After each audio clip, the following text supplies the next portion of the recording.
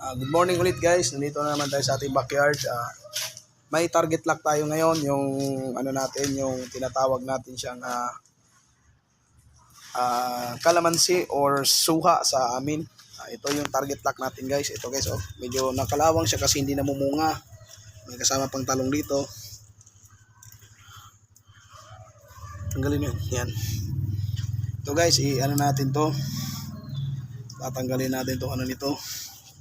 Pero di pa sa ngayon kasi medyo maulan pa. Tinatry na natin yung ano natin guys. Okay. Yung mga kabakyard natin guys, malalaki na yung mga talbos natin dito. May sibuyas tayo dito.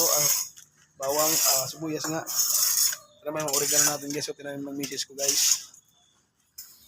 Papaya ko na minarkot guys. Ayan na guys. Lumaki na. May mga bunga na. Yung isa naman hindi yan nakamarkot kasi nakaano yan. Yung sili ko guys, malago na. Kailangan na magkatay ulit ng manok. Meron pa tayong ano dito mga kasama, mga talong. Ano to kasi tag-ulan na. Kailangan ko na rin magtanim ng lemongrass. Saka ito guys Sige guys, salamat.